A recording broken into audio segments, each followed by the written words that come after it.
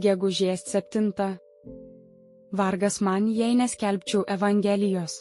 Pirmas laiškas Korintiečiams 9 skyrius 16 eilutė. Turėtume būti greiti perdodant kitiems geriausias žinias, kokias turime.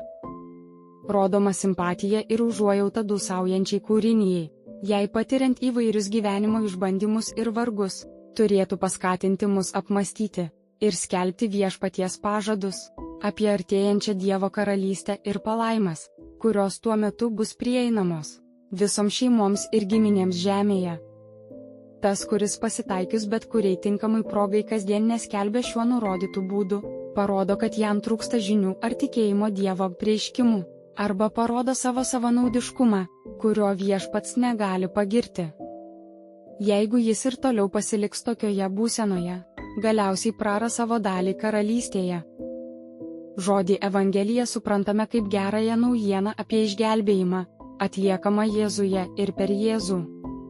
Pati didžiausia privilegija, kurią žemiškas žmogus gali turėti, tai suteikta Evangelijos skelbimo funkcija ir pareiga. Tie, kurie pilnai pripildyti šios pareigos dvasią, pergyvena didelį liūdesį širdyje, kai negali atlikti savo misijos.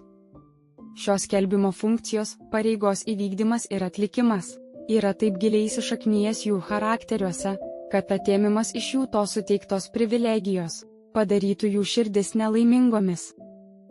Klausimai: ar šią savaitę skelbiau Evangeliją? Kaip tai dariau? Kodėl, kas man padėjo ir kas trukdė?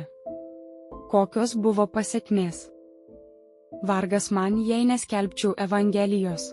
Pirmas laiškas Korintiečiams 9 skyrius 16 eilutė.